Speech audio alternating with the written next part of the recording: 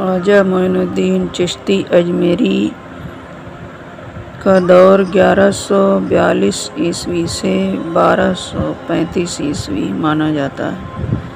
خواجہ معین الدین چشتی اجمیری کی پیدائش 1142 عیسوی اور وفات 1235 عیسوی میں ہوئی۔ یہ سلسلہ چشتیہ سے وابستہ خواجہ پرتھوی راج پتھورا کے زمانے میں تبلیغ کے لیے ہندوستان آئے تھے۔ پہلے ملتان میں قیام کیا، جہاں انہوں نے لازماً مقامی زبان سے آشنائی حاصل کی ہوگی۔ پھر ان کا مرکز اجمیر ہو گیا، جو آج بھی ہندو اور مسلمان کے لیے روحانی فیوز و برکات حاصل کرنے کا ایک بہت بڑا پلیٹ فارم ہے۔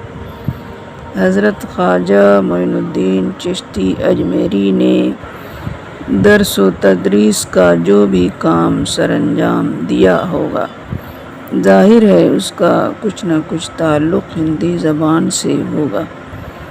ایک فاضل شارح اکھروتی، جس کی تصنیف ملک محمد جائسی معروف ہے، کا یہ قول مولوی عبدالحق نے اپنی کتاب اردو کی ملک محمد جائسی معروف ہے کا یہ قول مولوی عبدالحق نے نقل کیا ہے۔ یہ تذکرہ فریدیہ میں درج ہے۔ گمان نہ کند کہ ہیچ اولیاء اللہ بزہان ہندی تکلم نہ کردہ، زیرا کہ اول از جمیع اولیاء اللہ قطب الاقطاب خواجہ بزرگ معین الحق و ملت والدین قدس سرہ بدی زبان سخن فرمودہ۔